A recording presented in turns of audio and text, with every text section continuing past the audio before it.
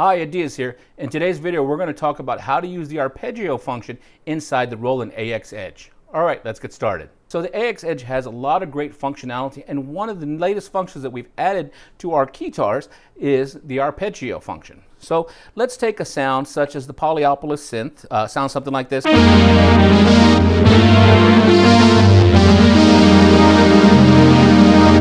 Sounds great, but let's add an arpeggio to it. So I'm going to turn on arpeggio, and let's just see what happens.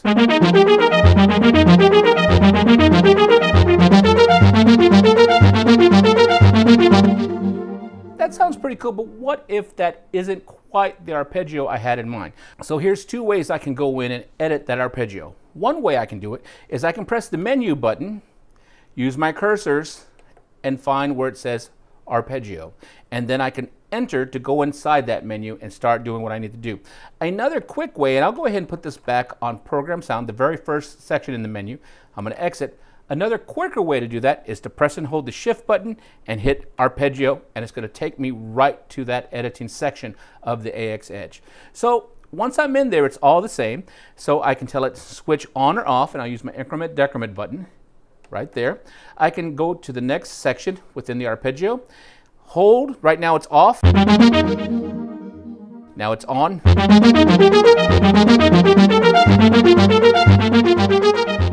Great, let's turn it off. Let's go to the next section. Now grid, this is pretty cool. So right now it's set on 16th notes, but I can change it. All these other types, okay? So that could be cool. Let's take a listen. Let's try another one. Cool, try another one.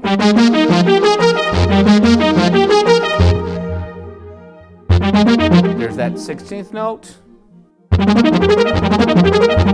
Okay, so you see we can go right in here and adjust the arpeggio grid. So let's go a little bit further.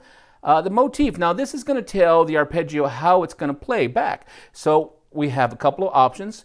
We have motif, let's back up. We have motif up, which is this. Motif down. Motif up and down.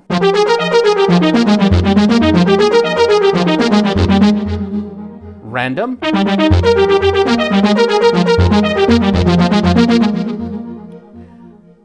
And motif note order, which means it's going to react according to how we play.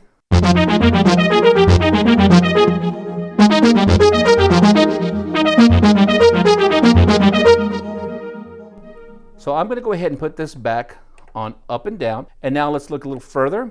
So now we have arpeggio duration, and it's set on 80, and what this will do will determine how long that note within the arpeggio is. So let's take a listen to 80.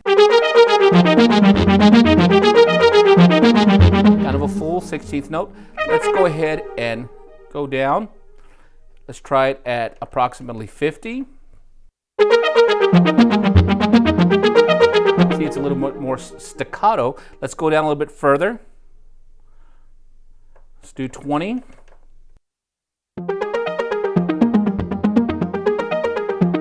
Okay, and for fun, let's go ahead and take it all the way down to, let's see what 0 does.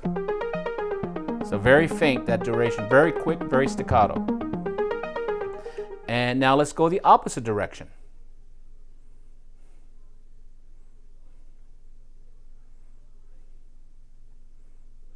Okay, let's do 90. And now you can hear by increasing the number, we're going more legato, smooth and connected notes rather than staccato, separated and detached. So remember, we can go from 0 to 100 inside the arpeggio duration, and the lower the number, that's the more staccato it is. Detached and separated the note is, and if we go up to 100, that's more legato, and that makes the note smooth and connected. So